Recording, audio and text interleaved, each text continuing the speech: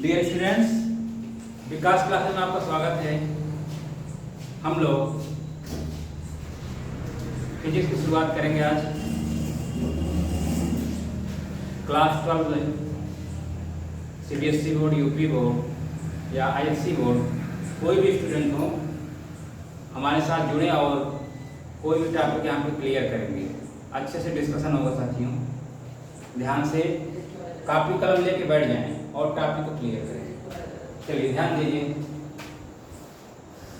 हम लोग फिजिक्स की शुरुआत करने वाले हैं। What is physics? फिजिक्स क्या है? What is physics? फिजिक्स क्या है? तो फिजिक्स जो वर्ड है या इंग्लिश वर्ड है, सब जानते हैं, इंग्लिश में है, या ग्रीक वर्ड फ्यूजिस से बना हुआ है। किससे? ग्रीक वर्ड फ्यूजिस से बना हुआ है। Physics is made from Greek word fuses. या किसके द्वारा दिया गया? तो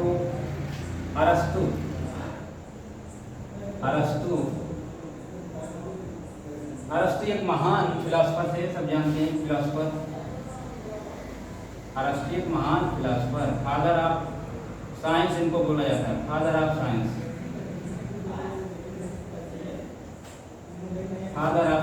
फादर ऑफ बायोलॉजी।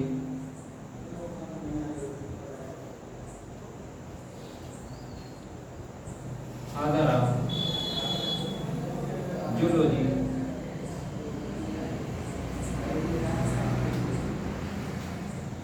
अब फादर ऑफ कहीं आपको ज्योग्राफी में मिल जाएगा।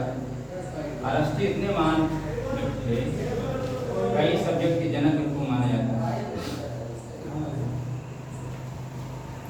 तो जो फिजिक्स वर्ड है या फ्यूजिस से बना हुआ है। सबसे पहले कौन बताते हैं? यूनान के महान फिलोसोफर, यूनान के, जहाँ के सिकंदर रहने वाले थे, यूनान के महान फिलोसोफर अरस्तु साहब। और वहीं के विश्व विजयी सिकंदर, इतिहास में सिकंदर गुरु अरस्तु हैं और अरस्तु गुरु प्लेटो हैं।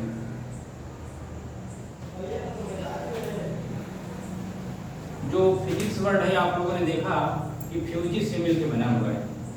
तो फ्यूजिस की मीनिंग क्या हुई, हम लोग देखते हैं। अरस्तु ने बताया कि physics is made from Greek word fuses which means nature, यानी फिजिक्स में हम नेचर के बारे में डिस्कशन करते हैं। नेचर क्या है? जो प्रकृति द्वारा बनाया गया नेचर, ईश्वर द्वारा, पेड़ पौधे, क्लाइमेट, वेदर, ये सब चीज़ें कैसे हैं, ये सब नेचुरली, क्लाइमेट कैसे चेंज हो रहा है, ये सब चीज़ें हम फिजिक्स में डिस्कशन करेंगे।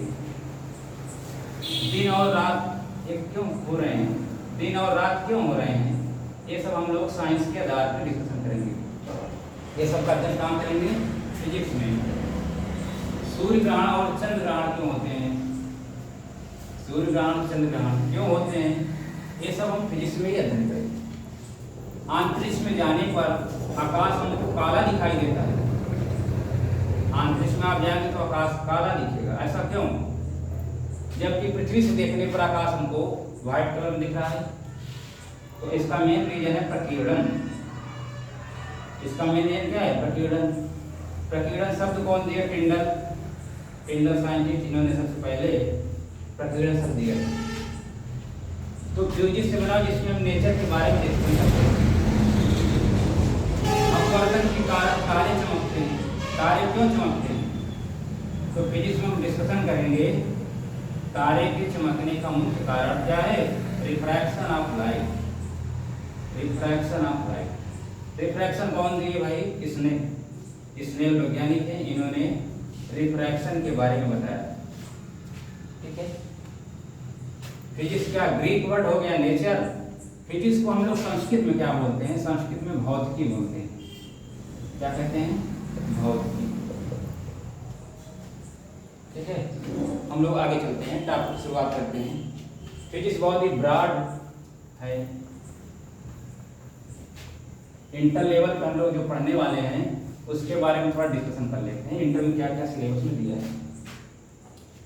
इंटर के सिलेबस में जो फिजिक्स है हम लोग पढ़ते हैं इलेक्ट्रोस्टैटिक।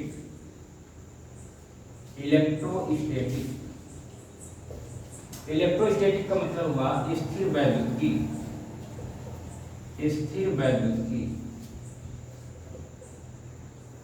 उसके बाद हम लोग पढ़ेंगे इलेक्ट्रोडायनेमिक्स। क्लास 12 में सब सिलेबस है इलेक्ट्रोडायनेमिक्स, या इसी को हम करंट इलेक्ट्रिसिटी कहते हैं।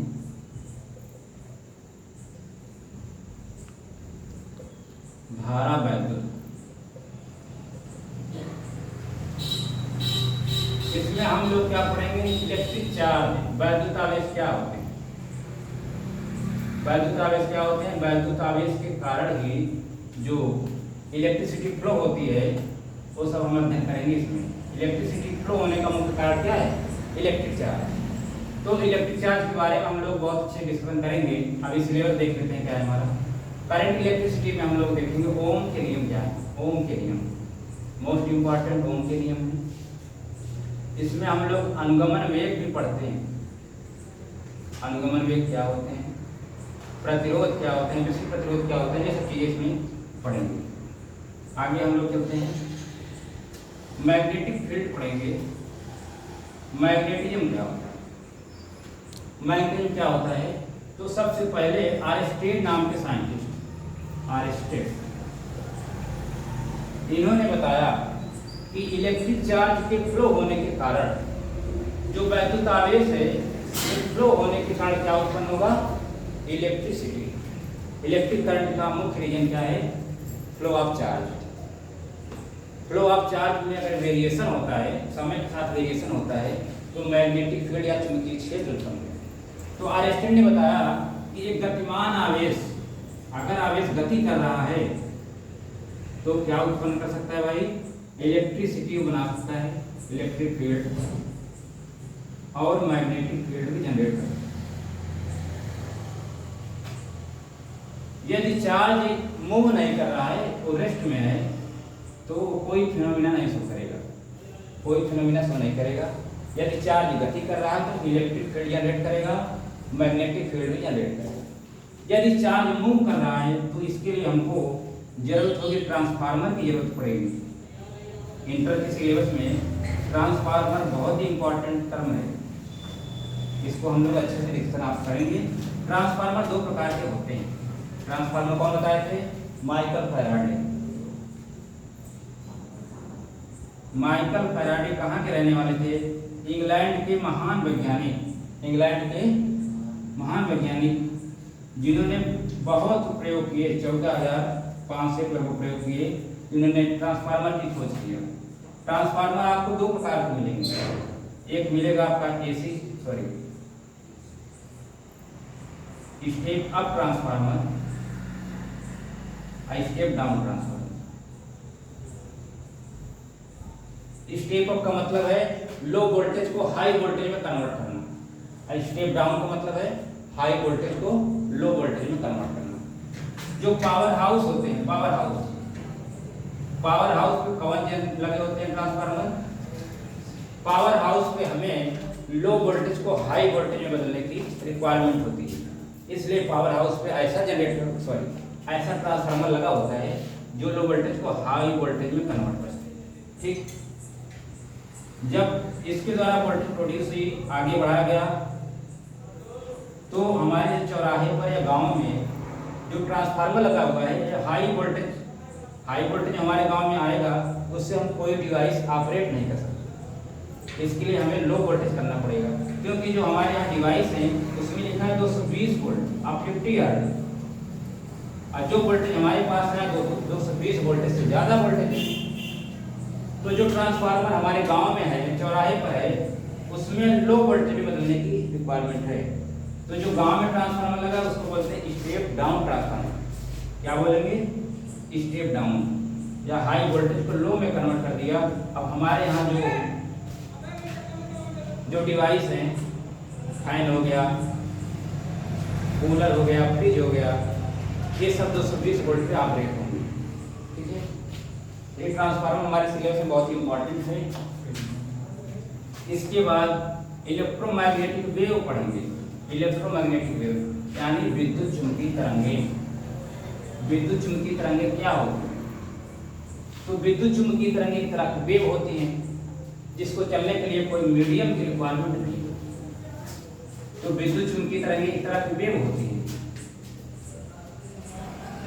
विद्युत चुंबकीय तरंगे एक तरह की वेव होती है। एक ऐसी वेव है, तो मैक्सवेल एक वैज्ञानिक है, मैक्सवेल ने बताया कि light is a travelling thermal wave, जो विद्युत धारा के रूप में जो प्रकाश है किस फॉर्म में चलती है? ईएम वेव के रूप में चलती है। तो इलेक्ट्रोमैग्नेटिक एक तरह की वेव है जिसके लिए कोई मीडियम की आवश्यकता नहीं होती। बिना माध्यम के हम लोग ये जो है एक जगह से दूसरी जगह जा सकते हैं। तो विद्युत चुंबकीय तरंगें कौन कौन सी होती हैं एक बार हम लोग देख लेते हैं। Gamma ray, X ray, ultraviolet, visible,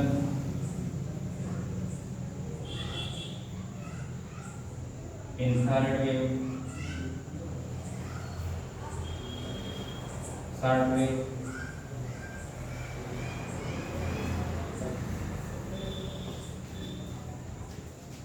microwave.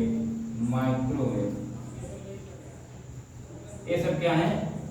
इसको बोलते हैं विद्युत चुंबकीय तरंगे। इंटर के सिलेबस में सब पढ़ना है लोग। एक्सरे की खोज कौन किए थे? तो 1895 में रॉन्टजन नाम के साइंटिस्ट ने एक्सरे की खोज किया था। इसके लिए इन्हें 1901 में भौतिकी का प्रथम नोबेल पुरस्कार दिया गया। भौतिकी का प्रथम नोबेल किसको मिला? रॉन्टजन साहब को। इन्होंने एक्सरे की खोज सबसे पहले किए थे 1895 और 1896 में रेडियो एक्टिविटी की खोज हुई। रेडियो एक्टिविटी क्या होती है? रेडियो एक्टिविटी खोज कौन किए थे? बेकुरल।